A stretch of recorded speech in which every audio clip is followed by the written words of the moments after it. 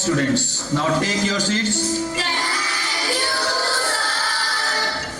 प्यारे विद्यार्थियों, कल मैंने आपको टेस्ट याद करने को बोला था जिसका शीर्षक था मेरे प्यारे दादा दादी या मेरे प्यारे नाना नानी। आप सबने अपने ग्रैंड पेरेंट्स के बारे में एक लेख लिखना है। यह लेख 150 से 200 शब्द का होना चाहिए। इसमें आप वो सब लिख सकते हैं जो आप अपने ग्रैंड पेरेंट्स के बारे में जानते हो या महसूस करते हो। कोशिश करना जो भी आप अपने इस लेख में लिखो वो सत्य पर आधारित हो, ना कि किताब से रटा हुआ। तो आप सब तैयार हो? Yes, तो आपका समय शुरू होता है। आप नाउ स्टार्ट राइटिंग।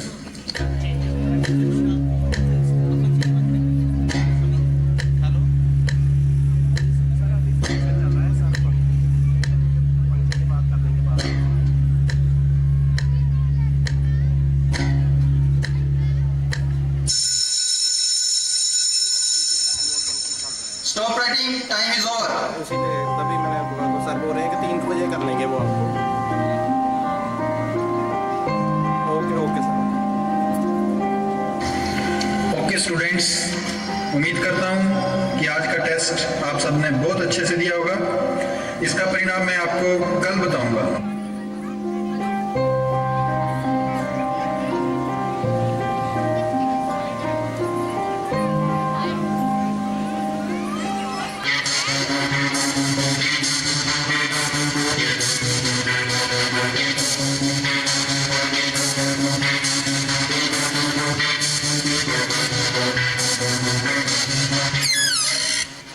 मे आई कम इन सर? यस, कम इन। सर, मुझे आपसे एक जरूरी बात करनी थी। बोलिए मिस्टर राकेश, क्या बात है? आप बहुत टेंशन में लग रहे हो। सर, बात ही कुछ ऐसी है। Now tell me, what's the matter? Sir, मैंने आज 7th क्लास के बच्चों का एक टेस्ट लिया था। ओके। इस टेस्ट का टॉपिक था मेरे प्यारे दादा दादी या नाना नानी। सभी बच्चों ने बहुत अच्छा लिखा है, लेकिन जब मैं प्रदीप का टेस्ट चेक कर रहा था तो मैं दंग रह गया। इसलिए मैं आपके पास चला आया। ऐसा क्या लिखा है प्रदीप ने टेस्ट में? सर, आप खुद ही पढ़ लीजिए, आपको सारा माजरा समझ आ जाएगा। मेरे प्यारे दादा दादी, मेरा नाम प्रदीप है और मैं 7वीं कक्षा का विद्यार्थी हूँ। मैं अपने दादा दादी से बहुत प्यार करता हूँ और वो भी मुझे बहुत प्यार करते हैं। मेरी दादी मुझे राजा रानी और परियों की कहानियाँ सुनाती हैं और मेरे दादाजी मुझे पापा के बचपन की शरारतों के बारे में बताते हैं। वो कहते हैं कि मेरे पापा बचपन में बिल्कुल मेरे जैसे हुआ करते थे, नटखट और शरारती।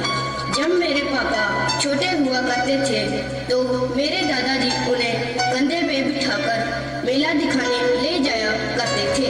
जब कभी खेलते खेलते मेरे पापा गिर जाते तो रोने लगते, तभी मेरे दादा उनको गोद में उठाकर प्यार करते और वो चुप हो जाया करते थे। लेकिन आज जब मेरे दादाजी को मेरे पापा के सहारे की ज़रूरत है तो वो अपनी जिम्मेदारियों और फर्ज से पीछे हट रहे हैं। मेरी माँ अक्सर मेरे दादा दादी को कोसती रहती हैं और कहती हैं जब ये बूढ़ा और बूढ़ी मर जाएंगे तब मुझे चैन मिल जाएगा। मेरी माँ ना तो मेरे दादा दादी को समय पर खाना देती हैं और ना दवा दारू। मैं पिछले 1 साल से अपने दादा दादी के कमरे में नहीं गया क्योंकि मेरा उनके पास जाना और बात करना मेरे मम्मी पापा को पसंद नहीं है। मेरे पापा कहते हैं कि मेरे दादा दादी पुराने ज़माने के हैं और उनकी सोच भी पुरानी है। यदि मैं उनसे बात करूंगा या उनके साथ रहूंगा तो मेरी सोच भी पुराने ज़माने की हो जाएगी और मैं कभी ज़िंदगी में आगे नहीं बढ़ पाऊंगा। मैं अपने दादा दादी के साथ रहना चाहता हूँ और उनको बहुत मिस करता हूँ। आई लव यू दादा दादी। प्रदीप, कक्षा 7।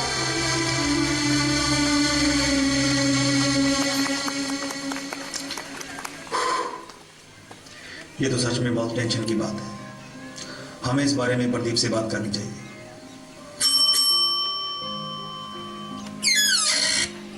Yes sir.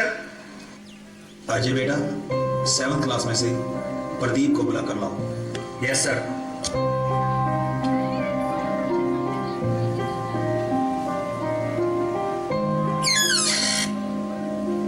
हेलो प्रदीप बेटा, कैसे हो तुम? मैं ठीक हूँ सर। कम ऑन बेटा, मेरे पास आओ।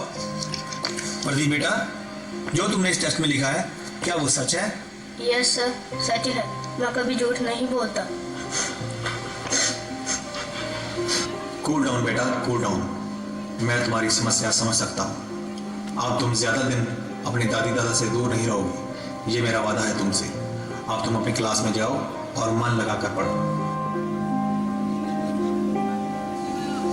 मिस्टर राकेश, आप ऐसा कीजिए, अभी के अभी प्रदीप के पापा को फोन कीजिए और उन्हें कहिए कि प्रिंसिपल सर आपसे मिलना चाहते हैं।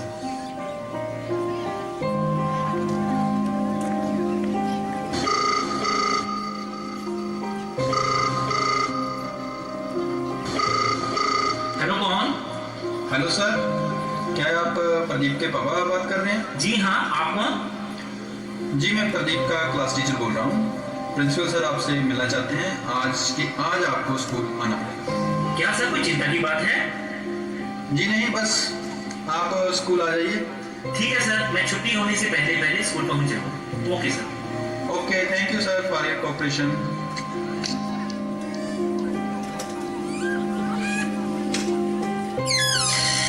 आइए आइए मिस्टर बजाज, बैठिए।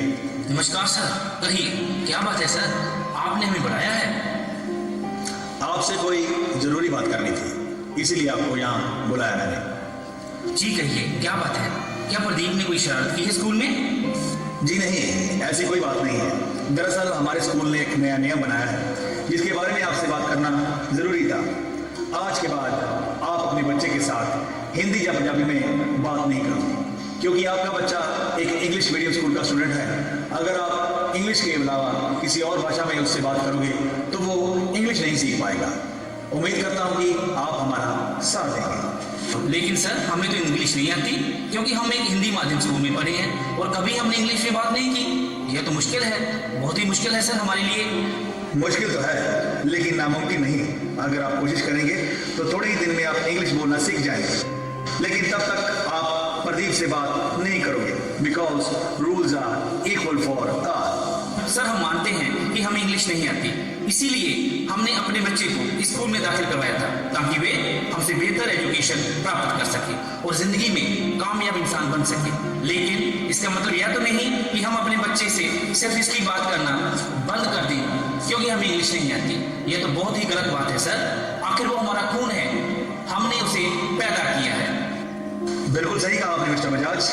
हर माँ बाप यही चाहता है कि उसके बच्चे उससे आगे निकल जाएं और लाइफ में कामयाब हो। हर पीढ़ी के अंतराल के साथ सोच परिवर्तित हो जाती है, जिसे हम जनरेशन गैप कहते हैं। आप कहना क्या चाहते हैं सर, मेरे समझ में नहीं आया। क्या आप मानते हैं कि आपकी और आपके बेटे की सोच और सोचने के तरीके में अंतर है? बिल्कुल है सर, क्योंकि जो सुविधाएं हम अपने बच्चों को दे रहे हैं वो हमारे टाइम में नहीं हुआ करती थी। एक सवाल और मिस्टर बजाज, जो सुविधाएं आपको मिली थी क्या वो आपके पापा के टाइम में थी? बिल्कुल नहीं सर, तब तो स्कूल भी नहीं हुआ करते थे। अगर कोई एक आधा स्कूल हुआ भी करता था तो सारे बच्चे पढ़ने नहीं जाया करते थे। यही बात समझाने के लिए आपको यहाँ बुलाया था मिस्टर बजाज। क्या मतलब, साफ साफ बताइए सर, आप कहना क्या चाहते हैं? मतलब यह है कि आपके पापा के टाइम में स्कूल नहीं थे और टेक्नोलॉजी भी इतनी एडवांस नहीं थी। वो रेडियो का जमाना था मिस्टर बजाज। आपके टाइम में टीवी और लैंडलाइन जैसी सुविधाएं चलन में आ चुकी थी, लेकिन आपका बेटा जिस टाइम में पैदा हुआ है वो इंटरनेट का युग है। आज सबके पास मोबाइल, लैपटॉप, कंप्यूटर और हाईटेक टेक्नोलॉजी है। सरल भाषा में कहें तो टेक्नोलॉजी ने इंसान को भी हाईटेक कर दिया है। मगर आप यह सब मुझे क्यों बता रहे हैं सर? दरअसल हमने आज बच्चों का एक टेस्ट कंडक्ट किया था जिसमें उन्होंने अपने ग्रैंड पेरेंट्स के बारे में लिखा है, लेकिन आपके बेटे प्रदीप ने जो लिखा उसने मुझे अंदर तक जोड़ दिया। इसलिए मैंने फोन करके आपको यहाँ बुलाया मिस्टर बजाज। आप खुद ही पढ़ लीजिए। मेरे प्यारे दादा, मैं अपने दादा दादी से बहुत प्यार। जब मेरे पापा छोटे हुआ करते थे तो मेरे दादाजी उन्हें कंधे पे बिठाकर मेला दिखाने ले जाया। आज जब मेरे दादाजी को मेरे पापा के सहारे जरूरत है तो वो अपनी जिम्मेदारियों और फर्ज से पीछे हट रहे हैं। मैं अपने दादा दादी के साथ रहना चाहता हूँ और उनको बहुत मिस करता हूँ। आई लव यू दादा दादी प्रदीप कक्षा साहब।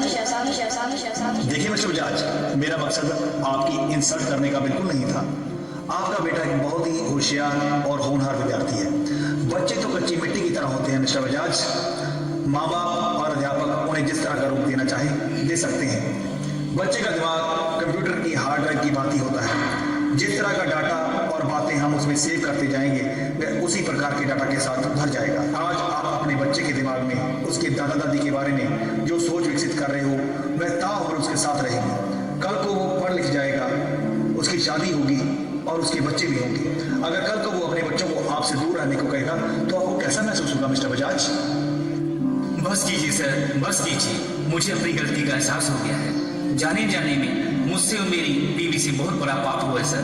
मुझे माफ कर दीजिए सर। चुप कर जाइए मिस्टर बजाज। अगर सुबह का बोला हुआ शाम को घर लौटाए तो उसे बुरा नहीं कहते। अगर आपको माफी मांगनी ही है तो मुझसे नहीं अपने माँ बाप से मांगिए जिनका आपने बहुत दिल दुखाया है मिस्टर बजाज।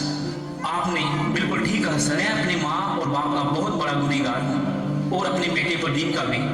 मैं आपसे वादा करता हूँ कि आज के बाद मैं प्रदीप को उसके दादा दादी से मिलने और बात करने से कभी मना नहीं करूँगा सर। ये हुई ना बात मिस्टर बजाज। चलिए आपके घर चलते हैं। आपके मम्मी पापा आपका इंतजार कर रहे हैं।